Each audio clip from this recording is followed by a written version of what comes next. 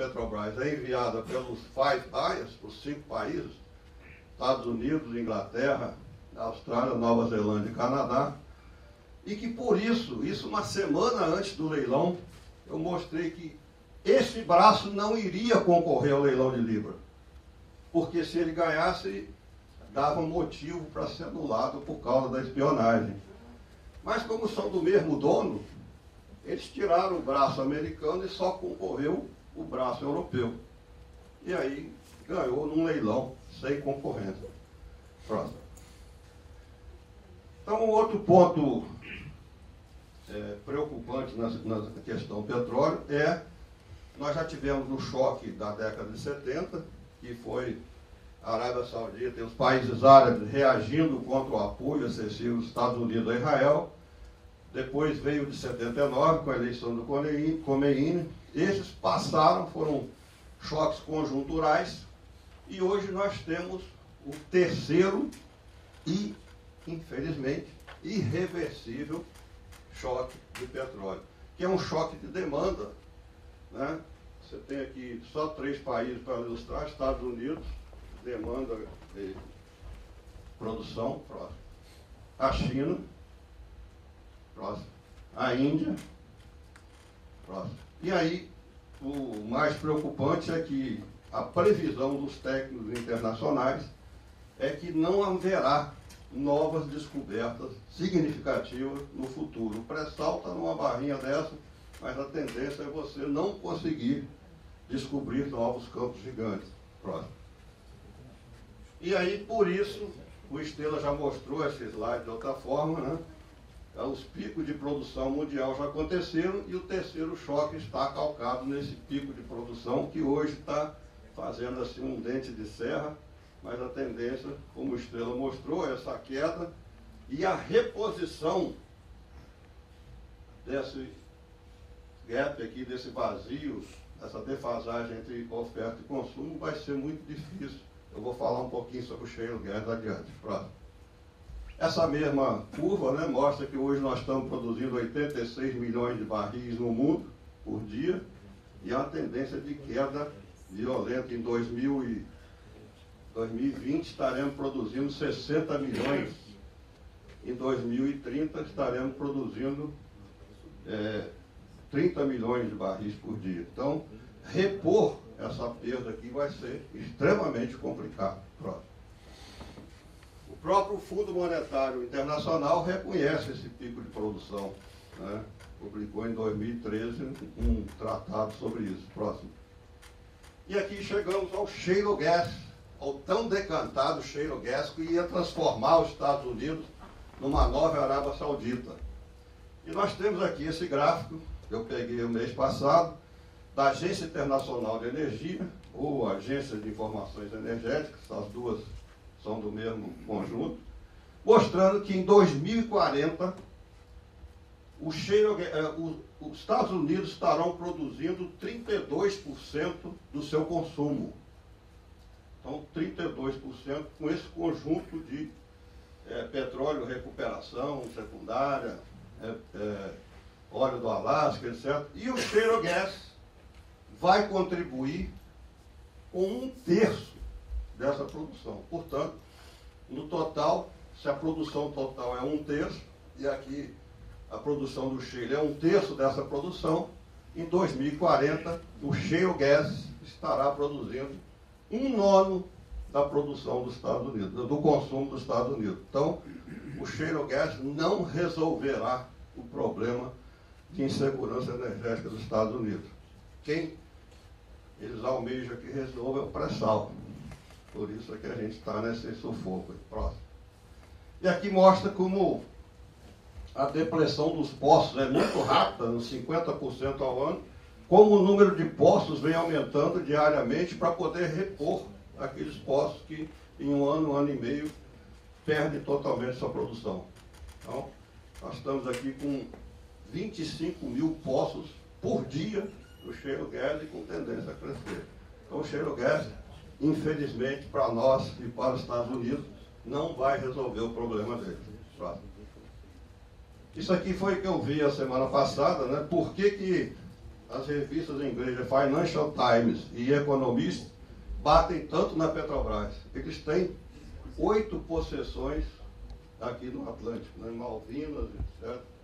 Então, é importante desqualificar a Petrobras e o Brasil para esse domínio se tornar real. Né? Próximo. E aí vamos falar um pouquinho sobre a legislação brasileira, a mudança da era Fernando Henrique para o Lula e depois para Dilma. Em 88,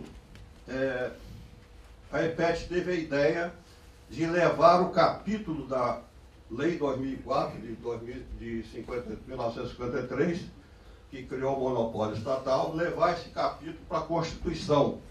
Nós imaginávamos que, uma vez na Constituição, a gente poderia dormir tranquilo que o monopólio do petróleo nunca seria derrubado. E conseguimos, com o apoio do Barbosa Lima Sobrinho, comandando o nosso... Ele até criou o Movimento de Defesa da Economia Nacional, que existe até hoje. E a EPET tinha um diretor que fazia direito, e os seus professores ajudaram a criar esse parágrafo primeiro do artigo 177, que virou o artigo referente ao monopólio, que impedia que a Petrobras que o Brasil desse o petróleo como garantia de dívida. O México fez isso e de 99 a 2003 as reservas mexicanas caíram de 50 para 12 bilhões de barris. O México vendeu o seu petróleo para os Estados Unidos a preço abaixo do mercado e hoje está numa situação bastante complicada. Então a ideia era que esse parágrafo não deixasse o Brasil colocar o petróleo como garantia de dívida. E foi exatamente aqui que, em 1995, o Fernando Henrique mexeu. Ele retirou esse artigo, esse parágrafo, e colocou um outro que diz que a União poderá contratar as atividades acima do monopólio com empresas estatais ou privadas. Quer dizer, um monopólio exercido por oligopólios. Quer dizer, constitui monopólio da União essas atividades, que serão exercidas por um oligopólio. Então ficou um negócio absolutamente esdrúxulo. Mas esdrúxulo foi a lei que regulamentou essa mudança. Próximo, por favor. É a Lei 9478, que no seu artigo é uma lei intrinsecamente incoerente, quer dizer, uma lei ordinária nos dois sentidos, no sentido legislativo e no sentido real da palavra. O artigo 23 diz que pertence à União os depósitos de petróleo, gás natural, etc., existentes no território, no mar territorial.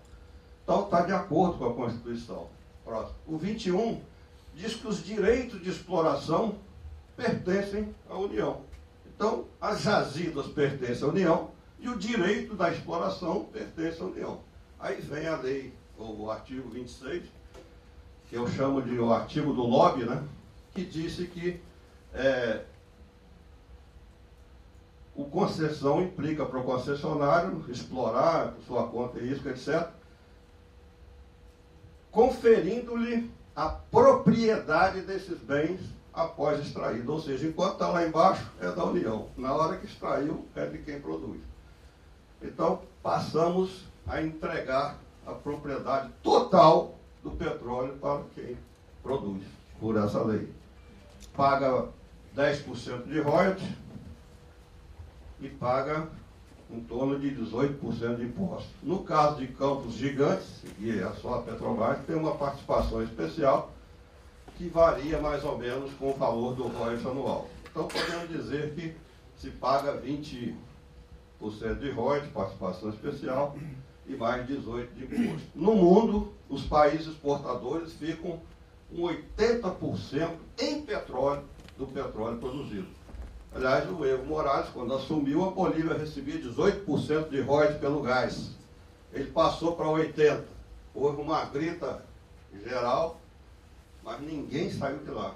Está todo mundo lá, inclusive a Petrobras. Então, foi um ato de soberania.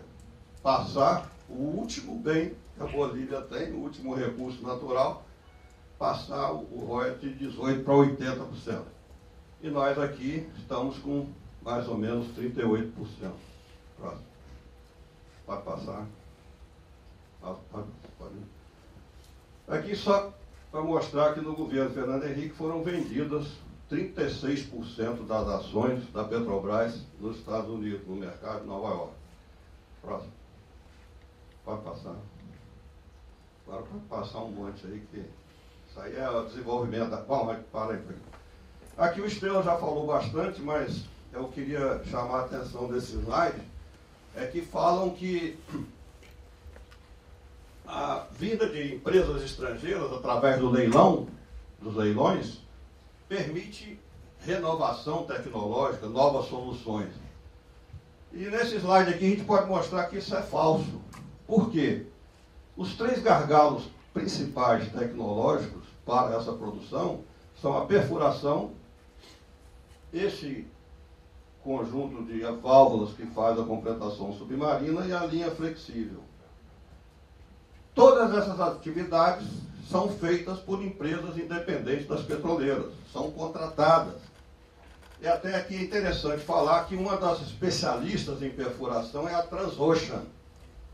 E a Transocean, recentemente, furou o campo de Macondo, no México, e causou um desastre. Por quê? Porque a British Petroleum mandou economizar na cimentação. E aí o poço saiu de controle e a plataforma afundou. A Transocean furou para a Chevron no campo de Frade, na Bacia de Campos. E também, por economia, causou um rompimento do reservatório do primeiro nível e também deu um problema sério. Mas a Transocean já furou uns 30 poços no pré-sal, não é isso, Estrela? E não teve problema nenhum. Por quê? Porque a Petrobras não abre mão da segurança por economia. Então é mais uma vantagem da Petrobras, que é uma empresa estatal controlada pela sociedade, gerenciar essa operação, porque ela não vai fazer esse tipo de correr esse tipo de risco. Então, também essa cabeça de poço aqui, esse sistema de controle, foi 80% desenvolvido no CEPS. A tecnologia saiu da Petrobras porque o Petrobras tinha um laboratório natural que era a operação. E quando se opera, como o Estrela disse muito bem, se aprende, se muda, se projeta novas soluções. E isso foi a Petrobras que contribuiu com 60%. Mas ela não fabrica. Então ela passa essa tecnologia para empresas que fazem isso. E a mesma coisa a linha flexível, que tem uma série de sofisticações. Por exemplo, ela tem que ter um grau de isolamento que não permita o congelamento do óleo, tem que ter uma flutuação para diminuir o peso lá na plataforma. E então, tudo isso a Petrobras ajudou, criou uma indústria disso aqui em Espírito Santo, em Vitória. Então, não haverá nenhuma novidade tecnológica nos 3 gargalos se você contratar empresa estrangeira, porque as majors do petróleo, elas vão contratar os mesmos fornecedores desse serviço. Perdão. Oi? Oi, aqui. Eu me permitiria solicitar uma intervenção relativa a esse último slide e a importância... Se for possível, eu pediria só para esperar, porque a gente vai aqui no debate, se não, vamos passar por muito urgente, passar o microfone para ter um registro. Guarda aí que a gente fala no final. Como o palestrante está pedindo, está preferindo para a gente guardar para o final, o senhor já fica com a primeira... Não estourar o meu tempo aqui. Obrigado pela compreensão. Eu estou fazendo um esforço para enquadrar. Isso aqui são telegramas do Wikileaks que mostram a atuação dos órgãos internacionais no Congresso durante a discussão da lei.